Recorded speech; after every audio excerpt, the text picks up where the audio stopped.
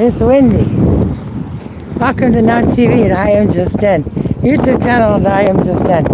So I don't want my throat thing, whatever the throat thing is, the voice thing. Don't I spread it. Nobody has their voice. So I'm wearing a mask. I'm being a good girl. So it's really sunny out. And in Vancouver, this time of the year when it's sunny, even if it's windy, and it's really windy, so I don't even know how much y'all can hear me. Windy or not, I'm walking to the pharmacy like I was supposed to do yesterday. So I'm just bringing you guys along with me. So I have somebody to talk to, share my life story with about all my writing and everything. Basically, I'm just still upset over the butcher job that I paid for from the publishers in the States. And that the book is not published yet. And now we're overdue on the deadline where I thought we could do a pilot for the animated portion at the Vancouver Library, or even the pilot of the movie itself. So I'm still just walking and talking about that. But in spite of being sick and knowing I should probably still be under another day of bed rest, I like exercise, I like moving. Mondays are usually the days I go to Aquafit and do my lap swimming. So if I'm not well enough to get in cold water on a cold, windy fall day in Vancouver, I can at least take a walk and do my body some good. So we're walking to the pharmacy. I'm gonna turn the camera on just to show a little bit of my life on Powell Street. So this is like one of the single welfare / disability combination offices where people are basically always living here along the lines and on the stairs, always lining up for money, and even on weekends they live on the stairs. And we have one of the very first firefighter centers that went up. This is the second one that ever went up. We passed the first one. It's over on the other street, but this one's number 2 and it's on my street. I have to confess, I did start firefighter training because, like Tom says, you hear about the police and everybody's like, yikes, run, get out of the way. Nobody wants to, have to hang out with the cops. But firefighters, they're the good guys, right? They do like the first aid stuff. So in Prince Rupert, where I was born, they advertised free training. And since I already had so many years of security and frontline work, outdoor stuff, I do hiking, backcountry camping. I've taken transit and walked so many cities. You could do like a documentary, like the guy in New York that walked the 5 boroughs. So you could sort of do that with me in my story.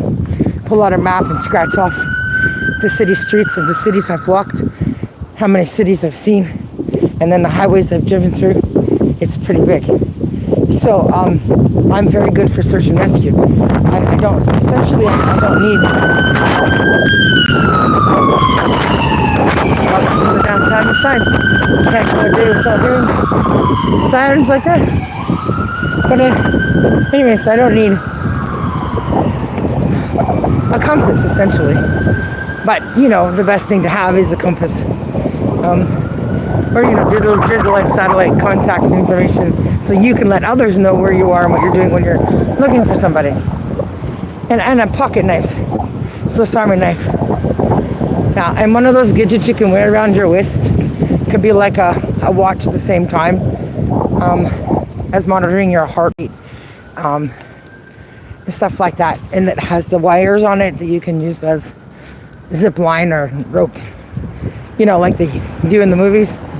Anyways, in Canada, they don't pay very many people to do search and rescue. It's still primarily a voluntary job.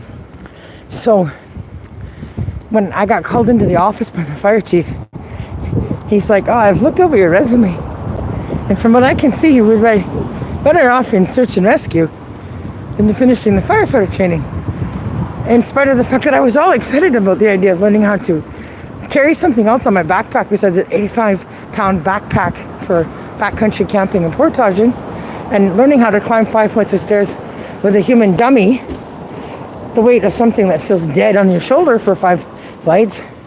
With my asthma and stuff, that would be a super awesome challenge. So succeeding at that would have been a wonderful pat on the back. And I was young enough in my 30s to do that. Essentially, my firefighter training did not continue. And I was like, but search and rescue don't get paid. And I'm not a volunteer. So, back at square one. Never finished the firefighter training. But I can at least play the part now. Many parts now. With all my experiences. I'm definitely not a rookie in all things considered. So now we are at Columbia Street. I gotta get towards the Gastown section and go left and then get to the pharmacy that has my medication. So I'm gonna let you guys go here. I'm gonna catch my breath and I'll see you all on the other end with some more shorts showing you what I'm getting done today.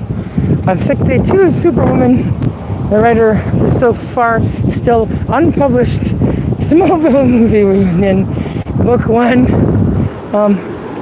and the way life goes for a single woman who's under the weather and has no help. This is where I wish, I had a Henry Cavill or a Jaron and Evan Lowenstein or